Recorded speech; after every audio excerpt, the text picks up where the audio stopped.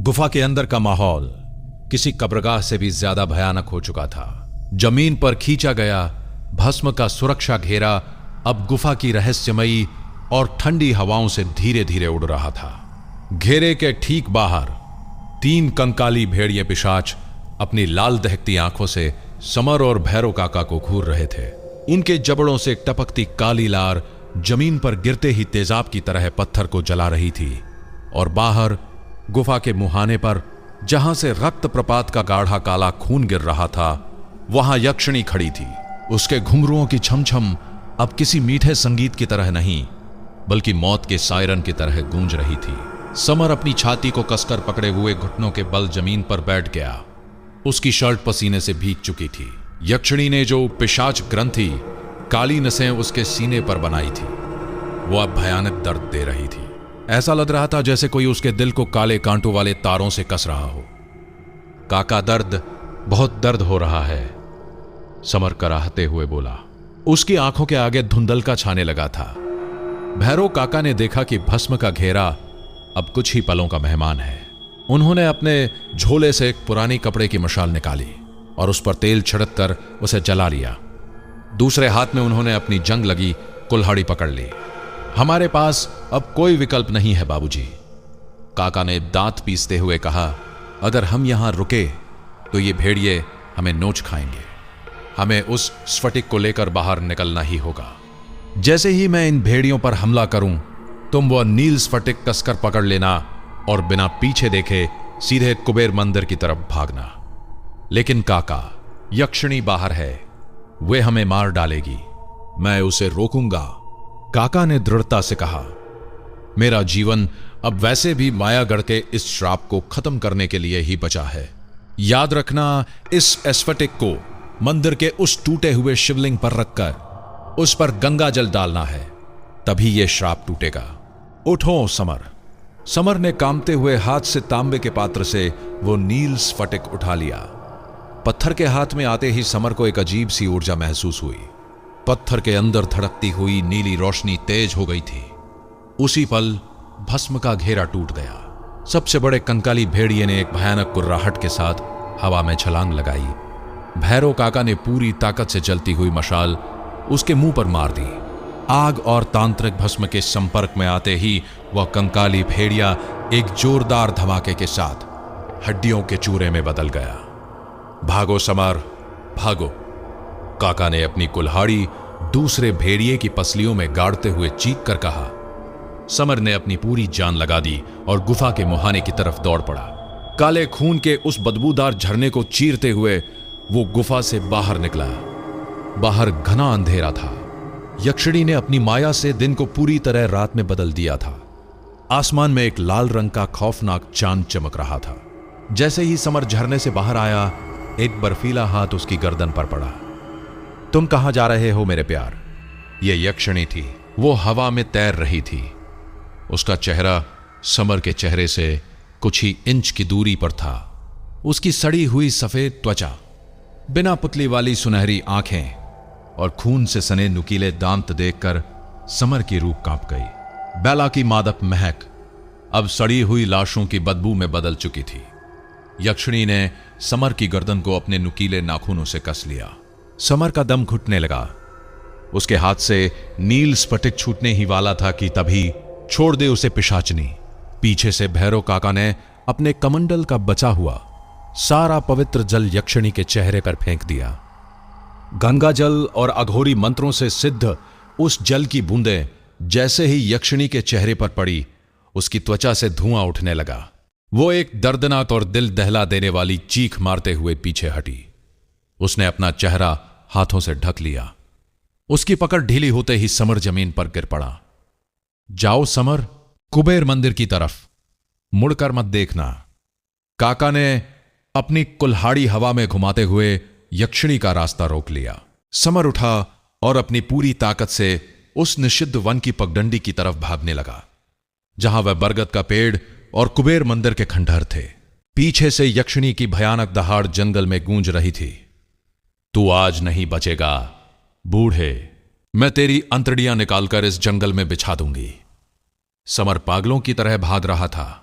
जंगल अब पूरी तरह से जिंदा हो चुका था। यक्षिणी की माया के कारण पेड़ों की शाखाएं सांपों की तरह समर की तरफ बढ़ रही थी।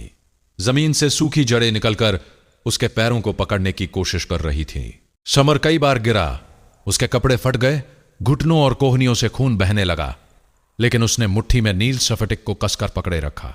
उसकी छाती का दर्द अब असहनीय हो गया था। काली नसें उसके दिल के बिल्कुल करीब पहुंच चुकी थीं। उसके कानों में यक्षिणी की सम्मोहक आवाजें गूंज रही थीं। रुक जाओ समर, स्फटिक मुझे दे दो, मैं तुम्हें अमर कर दूंगी। तुम्हें कोई दर्द नहीं होगा, बस मेरी बाहों में आ जाओ। समर ने अपने कानों पर हाथ रखा और नहीं नहीं बड़बड़ाते हुए दौड़ता रहा। करीब 20 मिनट की उस मौत की दौड़ के बाद उसे धुंध के बीच वो विशाल बरगद का पेड़ दिखाई दिया। उसी पेड़ की जड़ों के बीच वो प्राचीन कुबेर मंदिर का खंडहर था। समर लड़खड़ाते हुए मंदिर के प्रांगण में पहुंचा। मंदिर की छत टूटी हुई थी और बीचों बीच एक पुरानी पत्थर की वेदी, शिवलिंग जैसा चबूतर थी, जिस पर अजीब सी आकृतियां उकेरी गई थी। समर वेदी के पास पहुंचा। उसकी सांसें धौंकने की तरह चल रही थी। उसने मुट्ठी खोली और उस धड़कते हुए नीले स्फटिक को वेदी के ठीक बीच में रख दिया। उसे अब गंगाजल की जरूरत थी। उसने अपनी जेब से वो छोटी सी तांबे की डिब्बी निकाली जो भैरव काका ने उसे भागने से पहले दी थी। लेकिन इससे पहले कि वो डिब्बी खोल पाता, एक भारी चीज आकर सीधे मंदिर की पुरानी दीवार से टकराई और जमीन पर गिर पड़ी। समर ने पलट कर देखा। वे भैरव काका थे। काका का पूरा शरीर खून से लथपथ था। उनकी छाती पर यक्षिणी के नाखूनों के गहरे घाव थे। उनका बायां हाथ बुरी तरह टूट चुका था। वे खांस रहे थे और उनके मुंह से खून निकल रहा था। उसी पल आसमान से लाल चांद की रोशनी को चीरती हुई यक्षिणी मंदिर के प्रांगण में उतरी। उसका रूप अब अपनी भयानकतम सीमा पार कर चुका था। उसके बाल हवा में सांपों की तरह उड़ रहे थे। उसका जबड़ा किसी भेड़िए की तरह आगे की तरफ निकल आया था। खेल खत्म हुआ समर, यक्षिणी की दोहरी और खौफनाक आवाज गूंजी। इस बूढ़े ने अपनी जान गंवा दी, लेकिन तुम्हें नहीं बचा पाया। अब तुम्हारी बारी है। यक्षिणी बिजली की गति से समर की तरफ झपटी। समर कुछ समझ पाता उससे पहले ही यक्षिणी ने अपने दोनों हाथों से समर का गला पकड़ लिया और उसे हवा में उठा लिया। समर के हाथ से गंगा जल की तांबे की डिब्बी छिटक कर दूर गिर गई। यक्षिणी ने अपना खौफनाक चेहरा समर के चेहरे के पास लाया। अब मैं तुम्हारा दिल चीर कर तुम्हारी आखिरी सांस पी लूंगी और फिर यह स्फटिक वापस मेरा होगा। यक्षिणी ने अपना एक हाथ समर की छाती पर रखा, ठीक उस जगह जहां पिशाच ग्रंथि का काला निशान था। समर की आंखों के आगे अंधेरा छाने लगा। उसकी जान शरीर से बाहर खींचने लगी थी। बाबूजी, एक बहुत ही धीमी आवाज आई। यक्षिणी ने मुड़कर देखा। खून से लथपथ भैरव काका घिसकते हुए उस तांबे की डिब्बी तक पहुंच चुके थे। उन्होंने अपने कांपते हुए खून से सने हाथों से डिब्बी का ढक्कन खोला और अपनी आखिरी सांसें बटोरते हुए पूरी ताकत से वो गंगा जल सीधे वेदी पर रखे नील स्फटिक पर फेंक दिया।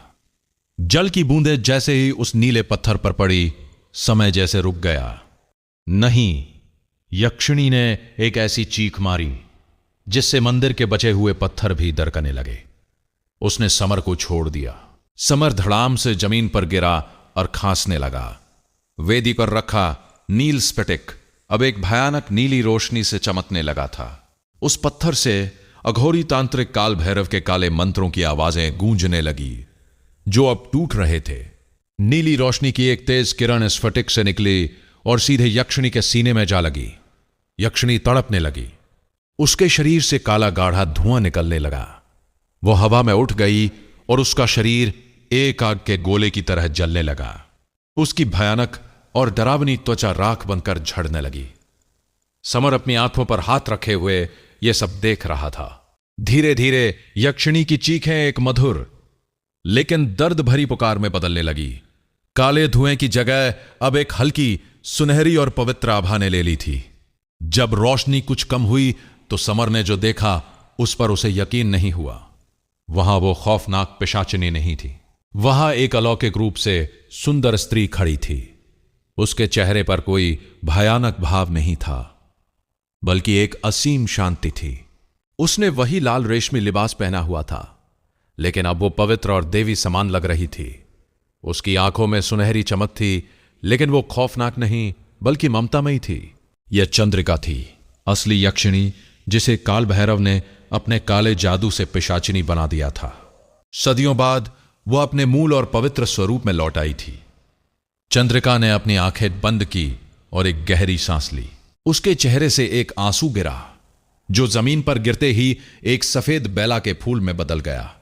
अब हवा में कोई सड़ांध नहीं थी, बल्कि सिर्फ शुद्ध मोगरे और बेला की पवित्र महक थी। चंद्रिका धीरे से भैरव काका के पास गई, जो अब अपनी आखिरी सांसें गिन रहे थे। उसने अपना कोमल हाथ काका के माथे पर रखा। तुम्हारे इस बलिदान ने मुझे 300 साल के नरक से मुक्ति दिलाई है, साधु। चंद्रिका की आवाज किसी वीणा के तारों जैसी थी। मैं तुम्हें मोक्ष का वरदान देती हूं। भैरव काका के चेहरे पर पड़ी दर्द की लकीरें अचानक शांत हो गईं। उनके होठों पर एक हल्की सी मुस्कान आई और उनकी आंखें हमेशा के लिए बंद हो गईं। उन्होंने शांति से अपने प्राण त्याग दिए। समर की आंखों से आंसू बहने लगे।